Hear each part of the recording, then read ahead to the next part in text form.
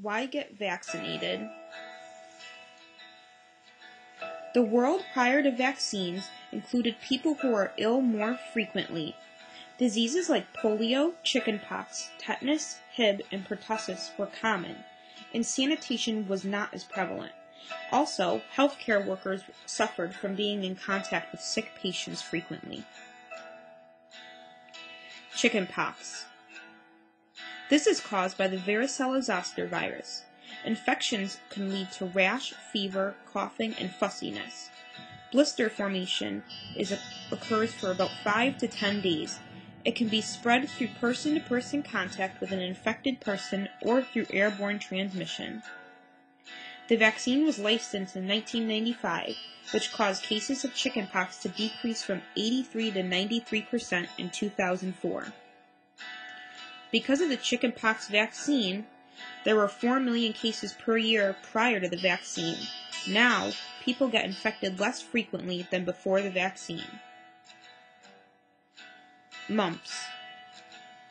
This is a disease where the salivary glands become large and swollen.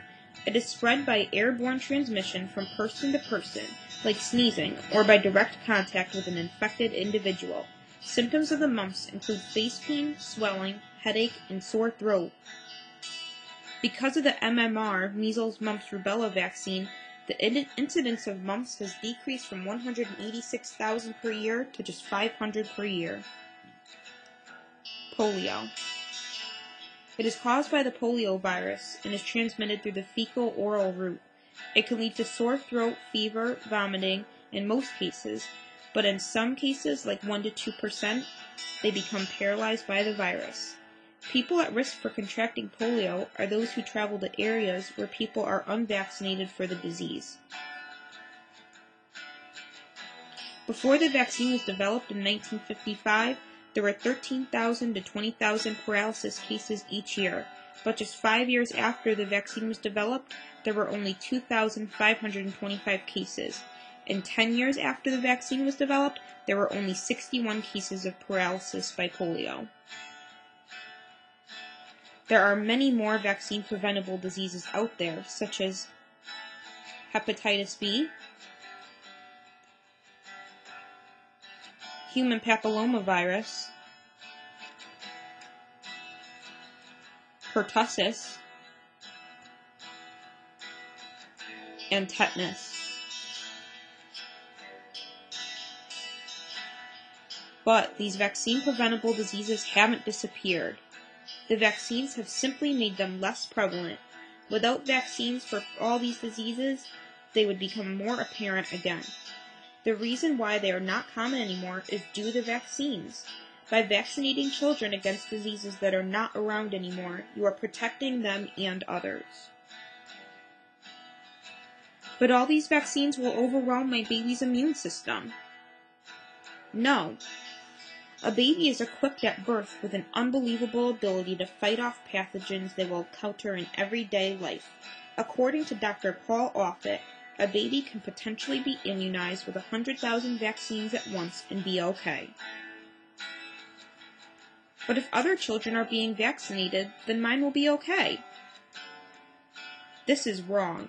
This is a concept called herd immunity and can actually lead to more problems than you may think. Your child will be at a greater risk of contracting a life-threatening disease.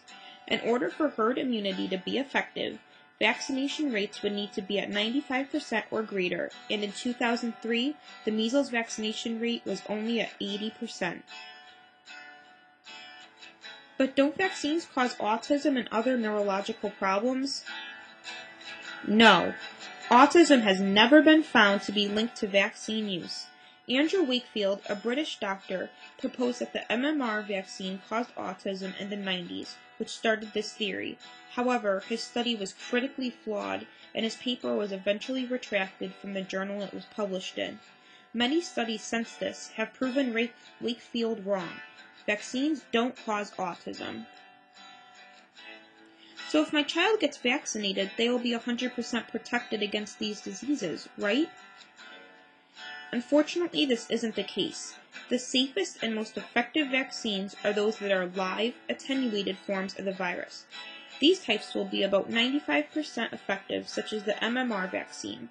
Killed, inactivated viruses are only around 75 to 80% effective, so getting the disease is still possible.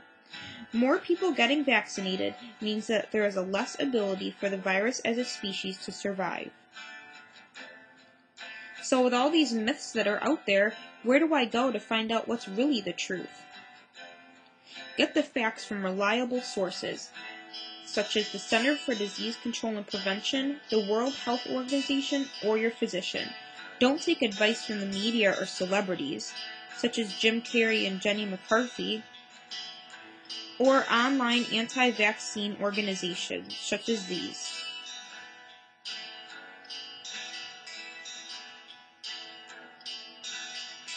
So the bottom line is that vaccines are the safest, absolute best way to protect yourself and your loved ones against these diseases. Listen to the facts, get the truth, and make educated decisions.